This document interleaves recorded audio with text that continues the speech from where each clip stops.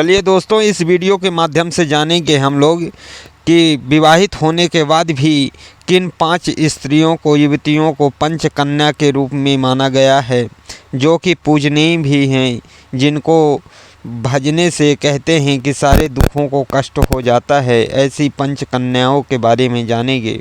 तो आप लोगों ने यह तो ज़रूर सुना होगा कि मंदोदरी को पंचकन्या, पूजनीय कन्या के रूप में माना जाता है। मंदोदरी भी पंचकन्या कहलाती हैं, जो कि विवाहित होने के बावजूद भी पूजनीय हैं और कन्या के रूप में माना जाता है। मंदोदरी के जन्म के बारे में कहा जाता है कि मंदोदरी मायासुर की बेटी थी और रावण की पत्नी थी। उन्हें अप्सरा के रूप में भी माना जाता है कि वो स्वर्ग की अप्सरा भी थी। दोस्तों, इसी प्रकार से पंचकन्याओं में से एक कन्या जो समुद्र मंथन से निकली थी, देवी तारा को भी माना जाता है, जो कि सुग्रीव के भाई राजा बाली की पत्नी थी और अंगद की माता थी। अंगद की माता होने के बावजूद भी देवी तारा को पंचकन्याओं में गिनती होती है और वो पूजनीय हैं।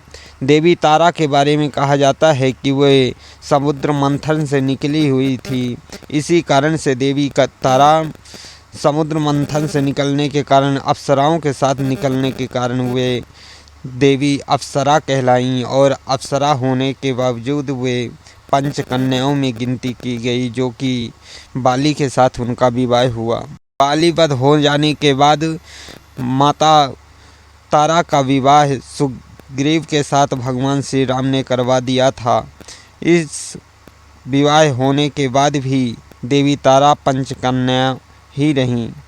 दोस्तों, दूसरी जो कि महाभारत से हैं, पांचाली जो कि पांडवों की पत्नी थी, जिन्हें द्रौपदी भी कहा जाता है, वे कन्याओं में से एक थीं, जो कि 5 पतियों की पत्नी होने के बाद भी पंचकन्या में गिनती होती है, जो कि अपने पतियों के प्रति प्रेम भाव रखी, 5 पतियों के प्रति बराबर का प्रेम भाव रखी और पंचकन्या जो कि अग्नि से उत्पन्न हुई थी द्रौपदी, इसी कारण से वे पंचकन्या कहलाईं। और पांडवों की माता कुंती को भी पंचकन्या में गिनती की जाती है, वो भी पंचकन्या थी। दोस्तों, अहिल्या जो कि गौतम ऋषि की पत्नी थी, जिनका उद्धार भगवान श्री राम ने अपने चरणों से स्पर्श करके किया था। अहिल्या के बारे में कहा जाता है कि ब्रह्मा की पुत्री अहिल्या थी, जो कि ब्रह्मा जी के अंश से उत्पन्न हुई थी और उनका विवाह गौतम ऋषि के साथ हुआ था। एक दिन गौतम ऋषि के नावावजूदगी में वह इंद्र माता अहिल्या के साथ छल कर देता है और गौतम ऋषि वहां पहुंच जाते हैं।